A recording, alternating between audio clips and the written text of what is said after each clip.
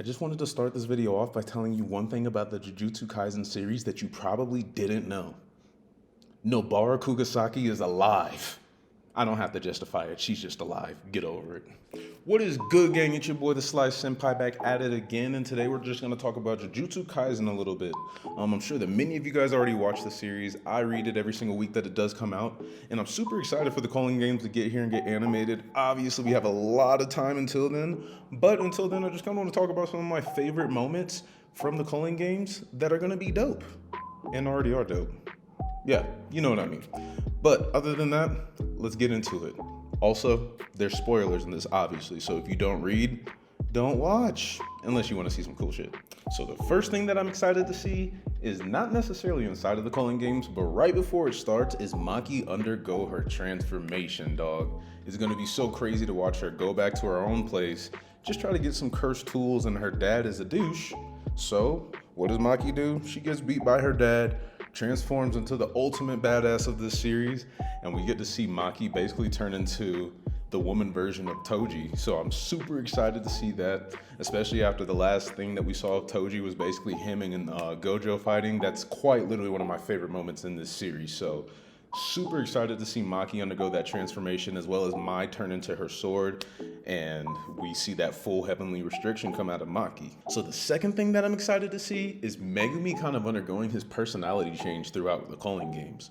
Earlier in the series, we always see Megumi as the person that's kind of standoffish and reserved, but as the Culling games keep going on, we see this evolution in personality that Megumi has.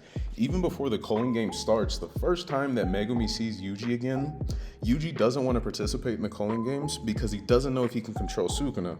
And then Megumi tells him, no one can ever truly judge us, so we must continually prove the worth of our existence. And we don't have the luxury of thinking about ourselves. We just have to save people. And the crazy part is, in that scenario, Yuji thought that Megumi was talking to him and explaining to him why he just needs to go and fight inside the Culling games to also help protect Megumi in a sense. But I also think that Megumi was talking to himself. He was giving us a foreshadowing of the mindset that he's going forward with. I have to do whatever I can to protect Yuji. I have to do whatever I can to free Gojo. I have to do whatever I can to protect my sister. So at that point, it's not necessarily that Megumi's turning evil, but my man is treading that dark path where I'm gonna do whatever I gotta do to get the job done. And you even see that whenever he freaking brings the receipt man inside the gymnasium. He uses his domain expansion and starts dropping his elephant on dudes, starts dropping water on him, lets the freaking house break the gymnasium floor so that the receipt dude falls inside of it, and then after that uses divine dog to go ahead and take that bite, that huge chunk out of him. Shit, even before that, whenever he's fighting the guy before the receipt man, I don't know this man's name. Y'all know who I'm talking about though. But he's fighting that dude, and as that dude falls out the window, Megumi presses him, jumps on top of him, takes the sword, and stabs him in the head. Afterwards, he just looks up, and Gege did that awesome job of just depicting that demonic eye that Megumi had. And Megumi was like, I didn't have to do it, but I'm gonna get the bag anyways though. So Megumi's treading this very dark path. I didn't even talk about how whenever he used that domain expansion, that freaking eerie laugh that he does whenever he does that domain expansion is on par with Gojo's evil laugh whenever he was versing Toji. And that's the same vibes that I get from Megumi whenever he's just on the brink of death. So super excited to see Megumi's transformation throughout the Culling game. The third thing that I'm excited to see is my boy Yuta and Rika in action together again. Do I need to say anything else? Especially if you've seen JJK 0. It's awesome that we finally get to see my man Yuta get announced as the copy sorcerer, seeing him use that cursed speech, seeing him bend the sky, seeing him use that cursed energy discharge.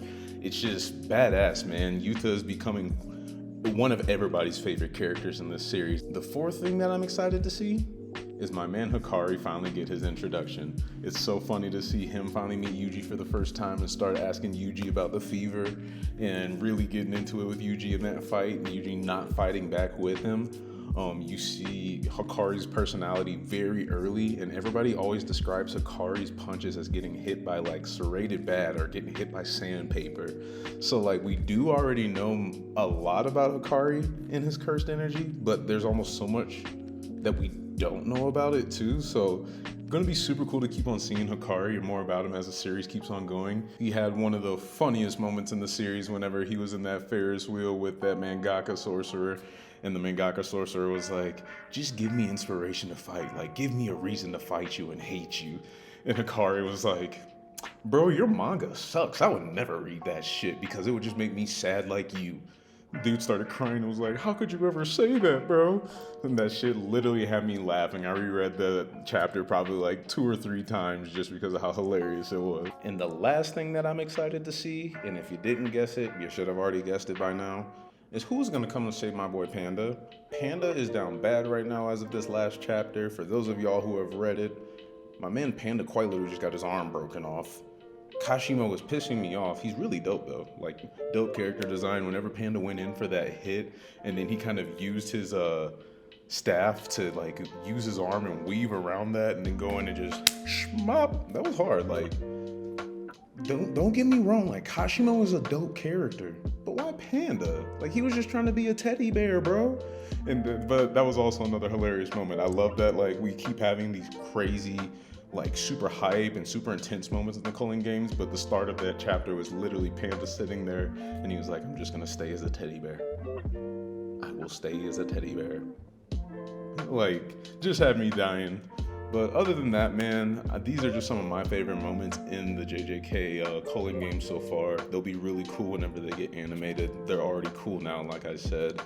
I'm gonna start bringing you guys more JJK content in general. If there are certain subjects that you want me to talk about, let me know in the comments. If you did enjoy this video, leave a like. Unscripted, just one that I wanted to have fun with, talk about some of my favorite moments that I've been reading so far. Let me know some of your guys' favorite moments too. Other than that, it's been your boy, the Sly Senpai. Subscribe to the D Trope if you enjoy, and other than that, hold up, I almost forgot. Peace. I'm gonna get signed one day, boy.